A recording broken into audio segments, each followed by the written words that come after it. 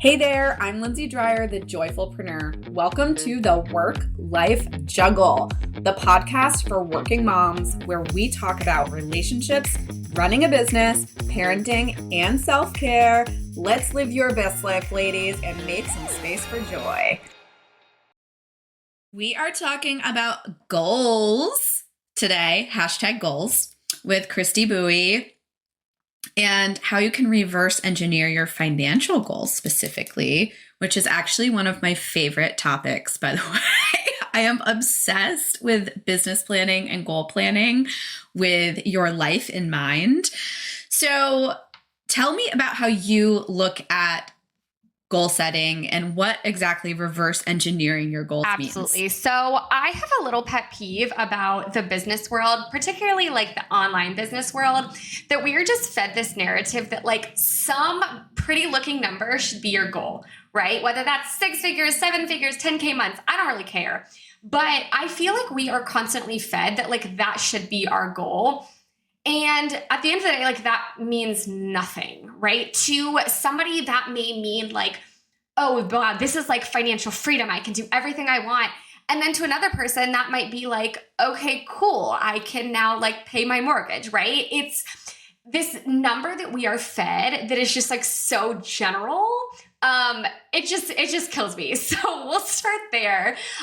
So really, what I look at when we go to actually make a financial strategy for your business and set those goals is the first thing we actually have to look at, and for a lot of people, this is maybe the first time they've ever done this, is look at what you spend at home and what everything in your life costs. So I actually work with all of my clients and we create something called a spending plan because we don't like the word budget around here. Spending plan, right? Like how much you are actually going to spend on the things in your life. And then we prioritize them, right? So maybe this is number one, like I have to pay rent. Like I don't have an option. And then two is like things that I need in my life, but like I don't need them, right? So like if everything just went bad one day, like we'd be fine without these things. And then number three, which is like kind of luxuries we want in our life, but like we don't necessarily need them. So we sit down, we look at that.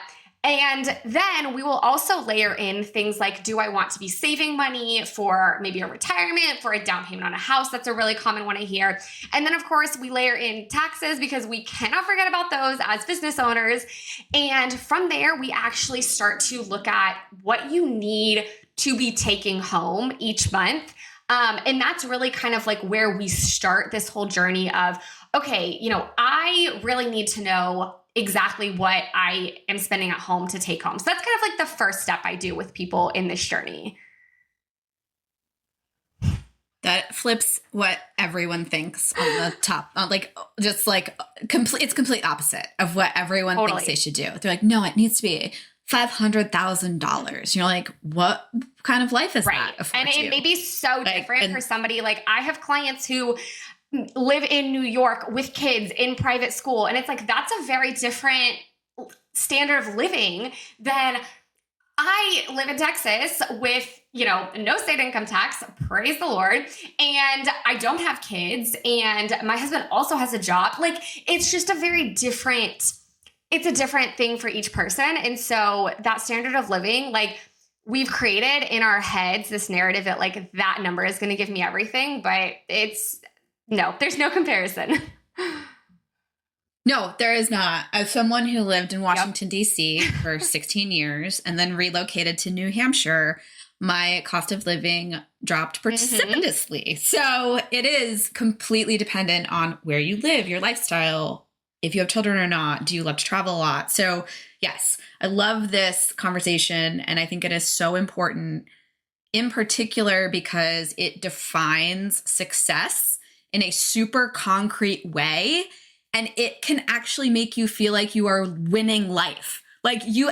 Maybe you're making less money than people tell you should be, or you feel like you should be, but you're living this awesome, rich, full life. So it can really help people with confidence and feeling like a boss in their business and life. And I feel like, lately there's kind of been a narrative, I don't know if you've seen it, about people who are like, quote unquote, successful, but like super burnt out, super over their business. And that is how that happens, right? You set goals and standards based on somebody else's definition of success. And so I think that we have seen proven time and time again, like how toxic that mindset is. And that's really, where I started coming in and started having conversations with clients, not only about how much do you want to make, how much do you need at home, but also like, okay, here's what it's going to take to do that. Are you willing to do that? And let me tell you, if the answer is no, like that is okay. If I say, hey, based on the way we're reverse engineering this, you're going to have to work 80 hours a week, 50 weeks a year. Are you willing to do that? Like the answer is allowed to be no. And then we go back to the drawing board. Yes, it's clarity and also just not burning yourself out. So I think this is so important, and it fills the goal of living more freedom and like a better life. And it gives you a concrete way to evaluate that. So let's dive into personal financial needs. So I am going to be completely honest with you. I do not track my personal spending. So, and that probably is bad. I do, but like, I don't have a spending plan, aka budget. So how do you recommend people start with the personal financial needs? So first of all, I just want to clarify that like my take on this is really to monitor it, right? We aren't sitting here and like being restrictive. And like, if you want to, go out to eat and like checking the plan, like, can I afford that? Like that would be nice, I guess, but I don't ever want anybody to feel like it's meant to restrict them and hold them in. I believe in tracking it simply because it's just like a pulse on it. We know how easily lifestyle creep happens. And so my whole intention for tracking this is just to start to see when things are getting out of control. So really just want to preface this by saying like, I am not an advocate for like every single day checking this thing like I had to do when I was in college because I was literally that poor. Like that is hopefully not the plan. So I actually use an app called Copilot. There's a couple different ones, like Mint. I'm sure there's a couple others. But the reason I really like this one is because there's a feature on it that you can actually like roll over money, like your spending allowance month to month. So we kind of know that during a year, we spend a certain amount, but it's not like that amount divided by 12, right? Because some months we travel and some months we are stuck at home all the time. And so what I actually do is I try to look at, bank statements from the past like 3-ish months so I can get an idea of like what's coming when. And I sit down and I kind of annualize all of that. So I say, okay, over 12 months, I'm going to spend this much. And then I add in the things that maybe weren't in those statements. So for example, like car insurance, we pay every 6 months. So I had to add that in. Health insurance, trips, other random things. So I really start with looking at an annual budget because I think that we get kind of on a way of thinking where it's like, oh, that happened last month. That was a one-off, right? That's like my least favorite phrase. That was a one-off. Do you know? No, it's not. How many months have a one-off? Like those things add up over time, right? So what I like to do is we start with like an annual budget because generally like year to year, it will be the same, even if it'll change or, it'll increase like a normal amount. And so then I divide that by 12 and I put it into this app. It's called Copilot. And one of the features on it is it allows for rollover budget allowances, right? So it's kind of cool because I started playing this little game with myself. I was like, well, how much less can I spend in this month that allows me to like spend more next month? So if I have $300 a month allocated to travel, well, if I don't travel at all that month, well, the next month my budget is $600. Well, and then it's $900. And so really like having a visual for how much you have left over in this budget instead of like, okay, I have $300 to spend every month on travel. And then one month, like you obviously blow it out of the water because that's the month you traveled, but completely ignoring how much you had saved allocated into that annual budget. That was just like a lot of jumbo, but I hope that made sense. No, it makes sense. No, it makes perfect sense. So my financial advisor has an app and it sends me a monthly email and it always says, congratulations, you've spent $1,000 less than you did at this time this month or whatever. And then, or it's like, you spent $7,000 more than you did last month. And I'm like, oh, shoot. Right. Okay. But I like your concept of it's not restricting yourself. It's not this like, oh, you have 10 cents left to buy groceries this month or whatever. It's more around just being super aware of where the money is going. And I can say me, it's like there was a time this past year when groceries were literally so expensive. It did not matter if I went to the grocery store and was like, I had $5 left. Like I had to buy food, right? And so that's at that point, it was like a pulse check for me to say, hey, I need to sit down and reevaluate what this needs to be, which means I then have to go back and say, well, okay, now I have to make more in my business, right? Like that's the blessing of owning a business. You are never set in like, this is how much I can spend. It's simply, I want to spend more. Great. Let's figure out a way to make more to compensate for that.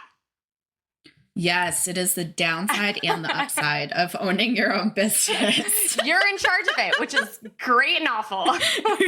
It is the best and the worst.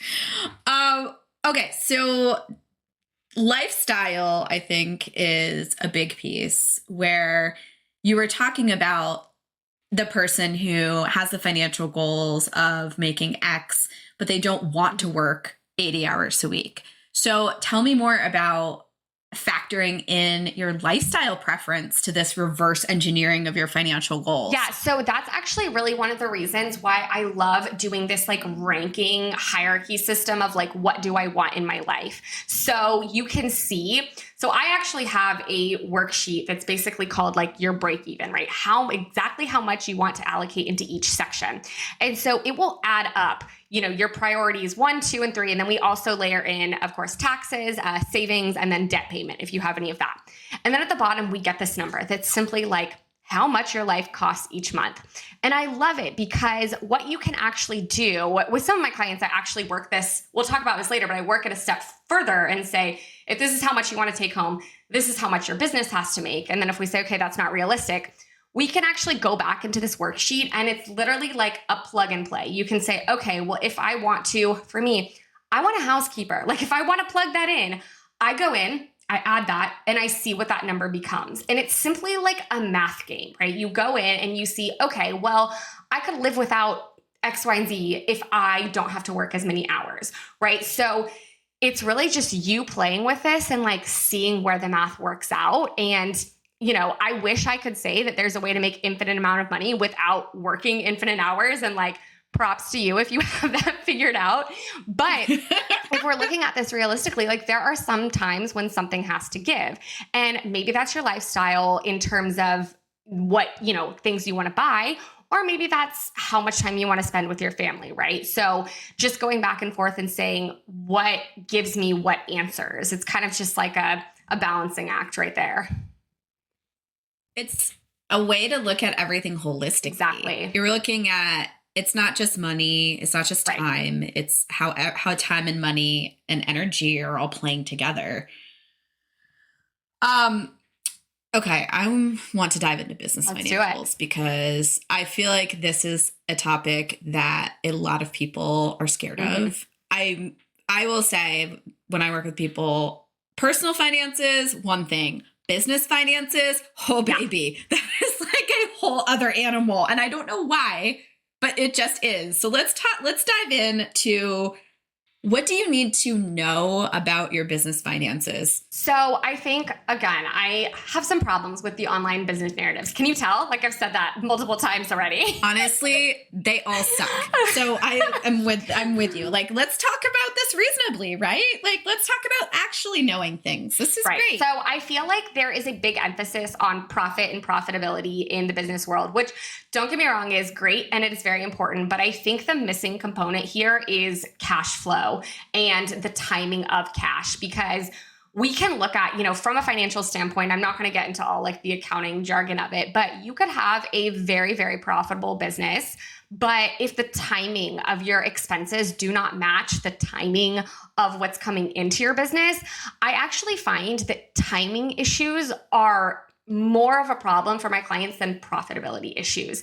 Because if you aren't making that profit when bills needs to be paid, like your landlord or your, whoever has your mortgage is not going to accept, well, my client didn't pay me, right? And so I think really that's the biggest miss in the narrative of business, is that profit is the only concern. That's kind of my take on that. We can dig into a little bit more if you want.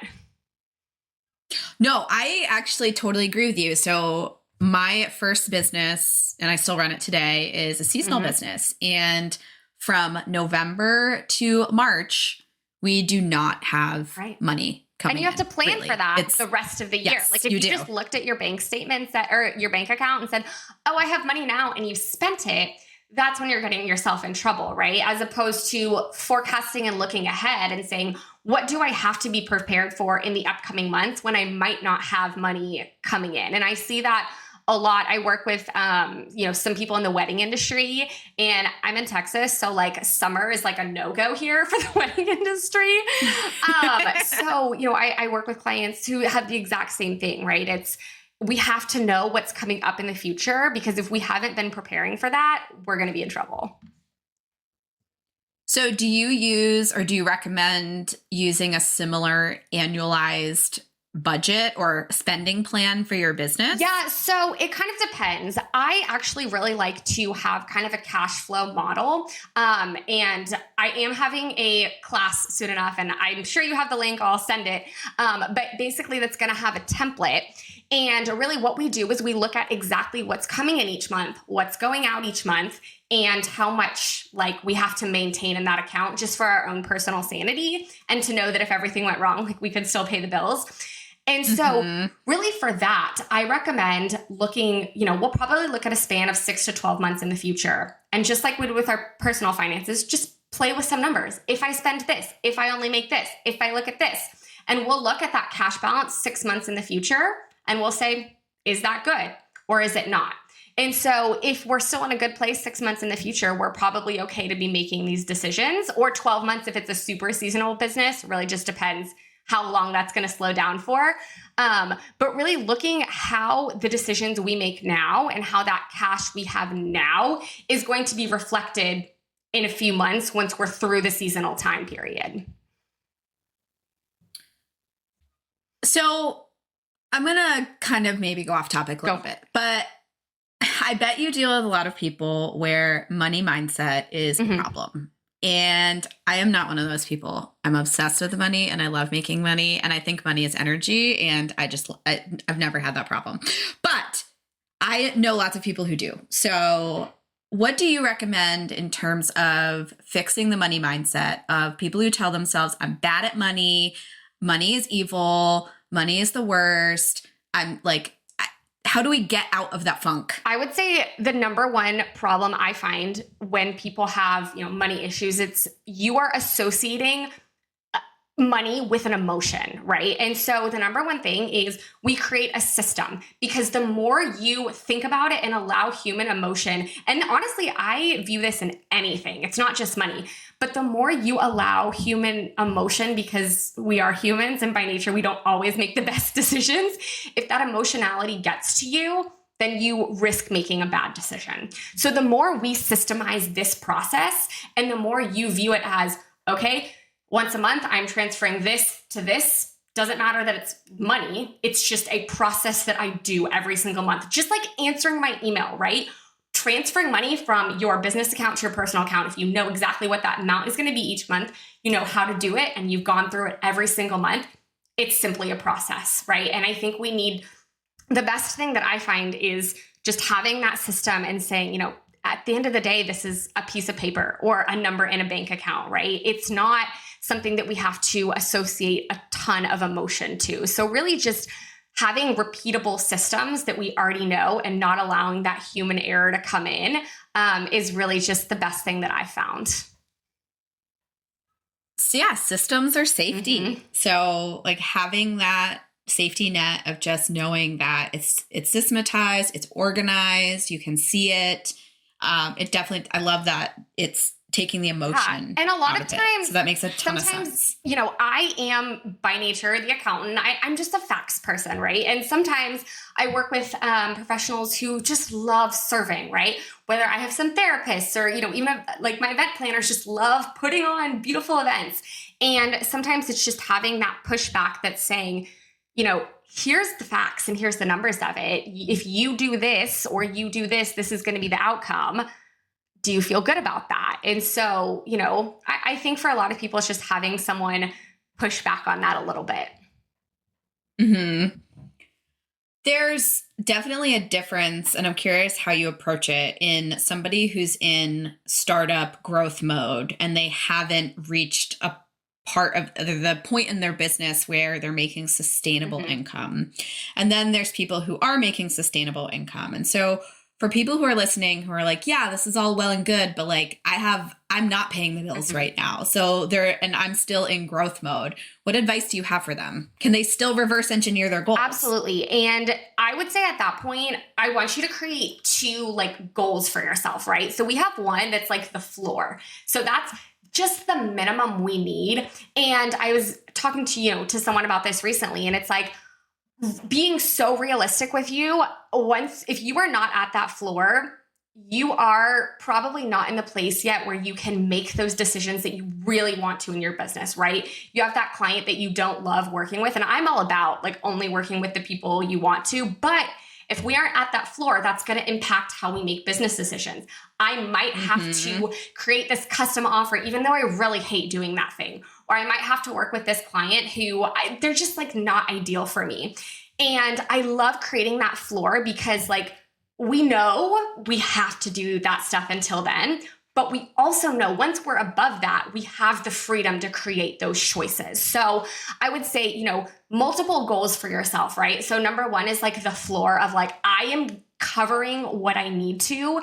And, this is just like the bare minimum I need to live. And I know that my business choices my actions are going to be based upon like, at the end of the day, the reality is like, we do need to pay bills. But beyond that, if I am, past that first floor and I am towards like my ideal goal, that is where you can kind of start changing things. So for people who aren't quite yet in a sustainable place in their business, set multiple goals for yourself. And if you're anything like me, you're like always adding to that like ceiling or ideal goal. You're like, well, now I want this in my life and now I want this in my life. And so having that other goal will also allow you to say, okay, I'm still doing fine.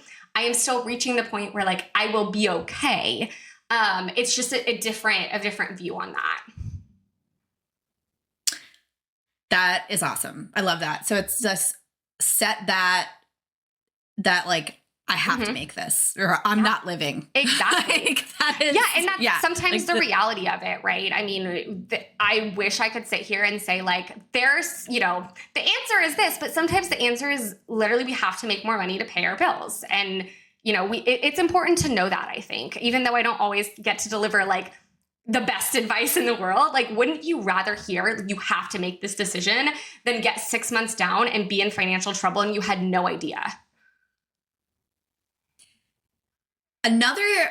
This made me think of a lot of people who get into entrepreneurship or running a business and they don't have any reserves. They just quit their job and just jump into financial ruin. So what's your advice to entrepreneurs who are maybe going to take the leap into doing their side hustle or just jumping in full time? Is there anything that they need to uniquely look at when they're jumping in with their financial goals? Yeah, I would say, while I definitely believe in having that safety net, I also kind of am a proponent of like, sometimes in life, you have to remove that safety net to force yourself to see what you can do, right? I think that was, I definitely had a bit of a safety net, not as much as me as the accountant would have wanted.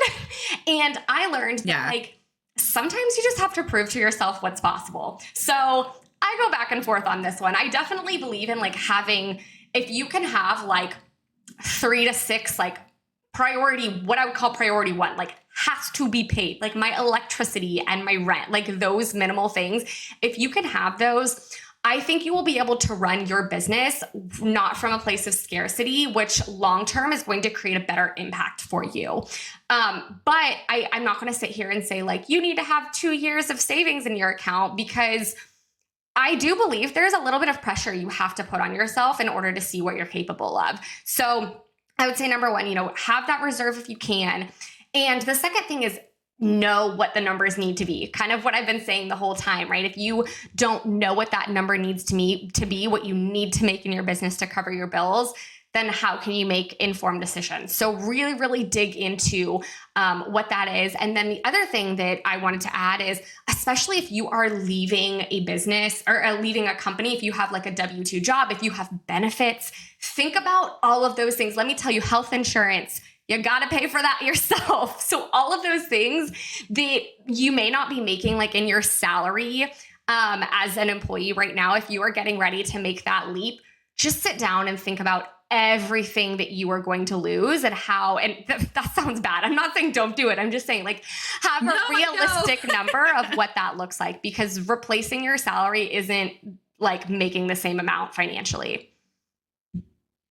There is definitely a difference between just jumping into being self-employed and being an entrepreneur with your eyes closed and your eyes open. And I love your way that you're approaching goal setting, but it's also financial planning in a sense. Like you're really just making sure that your lifestyle and your needs are taken care of. And I know when I jumped into self-employment, I was 25 years old and I didn't have a backstop. It was just me, myself, and I had a super expensive mortgage and I had to make it work. So I agree with you. And sometimes you just have to like jump in both feet. And I had no choice. I had nobody paying my bills for me. I definitely racked up credit card debt, but it was motivating for me. Like I made it work. But definitely take into account everything. Like you have to look at the whole picture. And I'm glad you brought up benefits too, because that's one thing that a lot of people don't think about is health insurance. Absolutely. Yeah. Kind of an off the wall question, because I think this should be on everyone's financial goals. What do you recommend for retirement for entrepreneurs? In terms of like saving like a percent or anything. I just don't think it's something we think about. Yeah. So, really, I love to talk to my clients. I do also work like hand in hand with financial advisors. So just so people know, like my license, I'm CPA, so I can talk about the vehicles to save, right? So your 401k, your IRA, all of that. But I don't actually advise on like what to invest in. So I tend to work really hand in hand with clients like financial advisors, which they absolutely love, because the number of times a financial advisor asks a client, they're like, how much can we save this year? And the client's like, I don't know. And then they look at me, I can run the forecast. I can see how much leftover money there will be.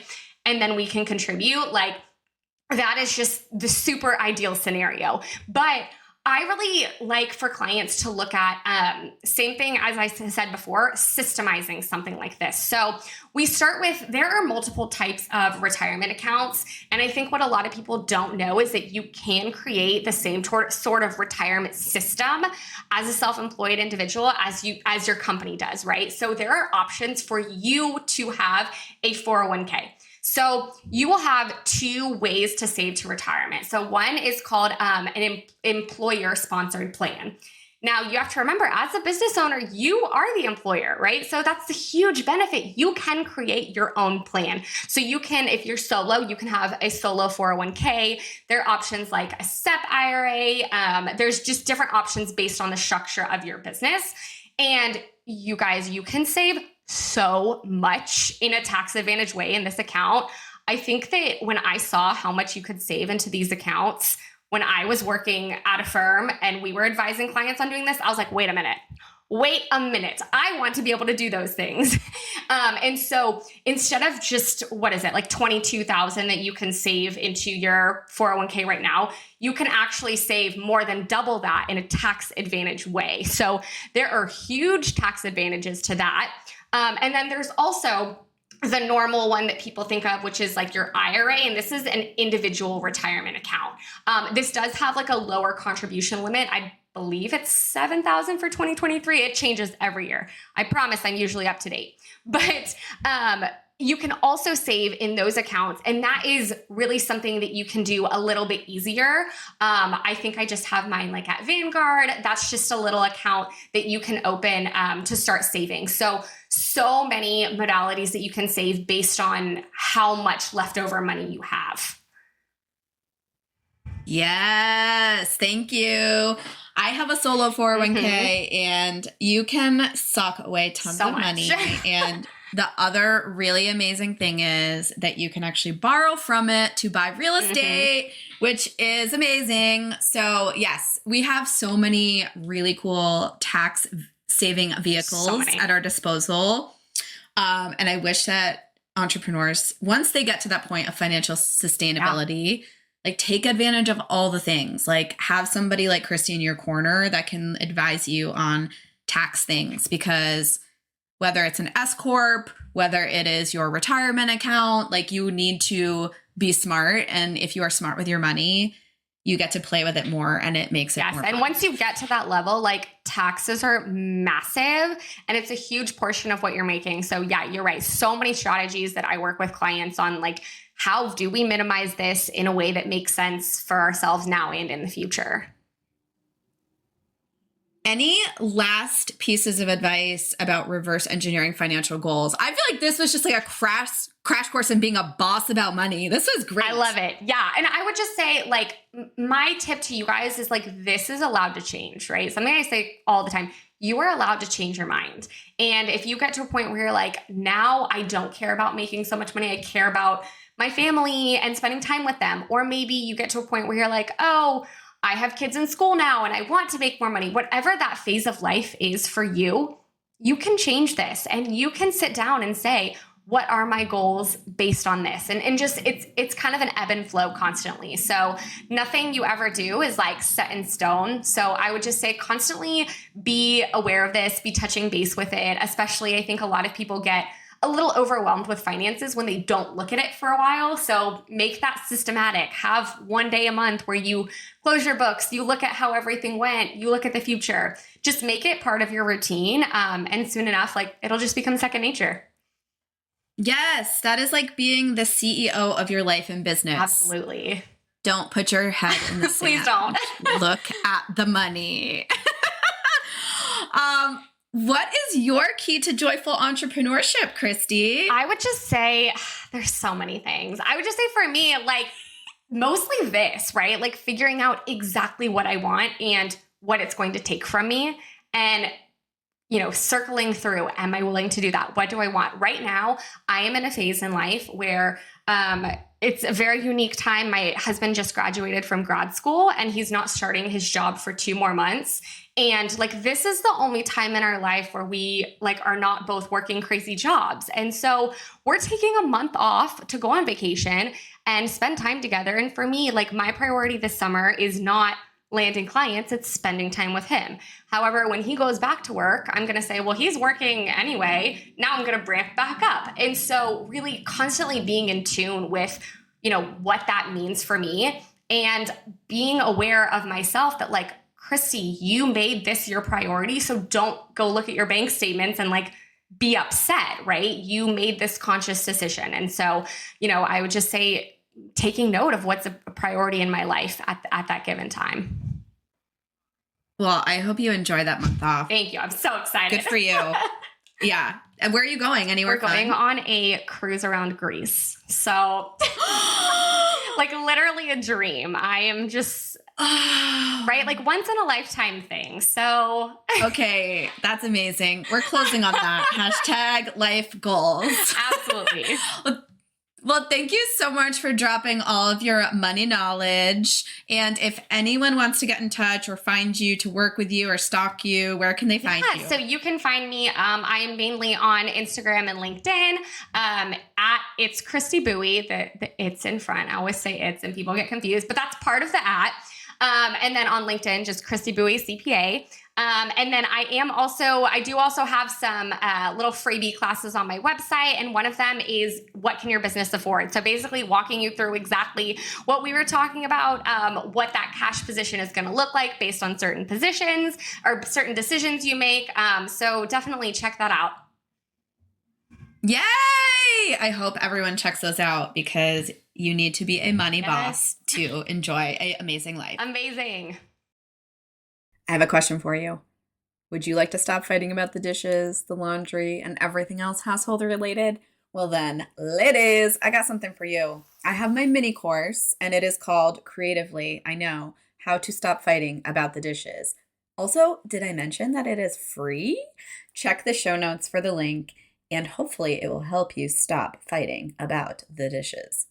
Thank you so much for listening to this episode of Work Life Juggle.